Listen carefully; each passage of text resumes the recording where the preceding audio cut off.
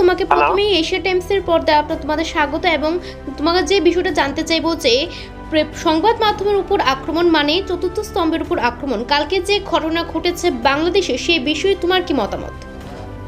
না, প্রথমত হচ্ছে যে একটা কখন সংবাদপত্রের উপরে আক্রমণ হয়, কখন যখন ওই দেশে গণতন্ত্র অদৃশ্য হয়ে যায়, যখন স্বৈরাচারীরা ক্ষমতায় বসে, যখন দেশে নৈরাজ্য চলে, এই না হলে ডেইলি স্টার এবং যে প্রথম আলো অফিসে এইভাবে আক্রমণ করা হয়েছে। একজন সংবাদ মাধ্যমের কর্মী হিসাবে আমি তাকে কন্ডেম করি এবং সেই সঙ্গে আমি বাংলাদেশ সহ ভারতবর্ষের সমস্ত সাংবাদিককে এর বিরুদ্ধে সোচ্চার হওয়ার জন্য আহ্বান জানাচ্ছি।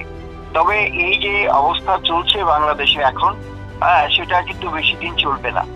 বাংলাদেশের মানুষ অনেক বেশি সংগ্রামী মানুষ এবং এখানে একটা খুবই একটা ছোট অংশ এখন ক্ষমতা দখল করে বসেছে।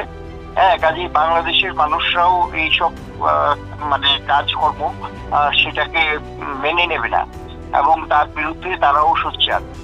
আমরা সবাই বাংলাদেশের দিকে তাকিয়ে আছি এবং শুধু সংবাদ মাধ্যম কেন, ওরা তো ভারতের বিরুদ্ধেও হুঁশিয়ারি দিয়ে চলছে।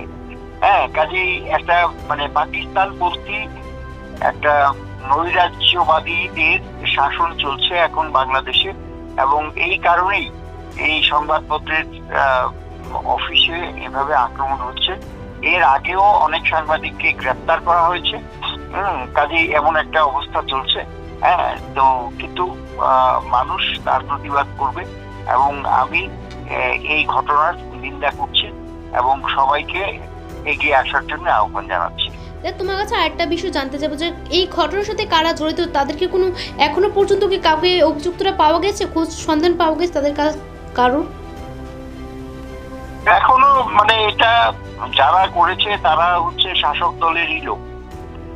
কিন্তু এই শাসক দলের লোকেরা তো যেটা করছে সেটা ওরা লুকিয়ে রাখবে, কারণ সমস্ত রকমের যে অফিসিয়াল মেশিনারি সবটাই তো তাদের হাতে, কিন্তু সবই বেরোবে।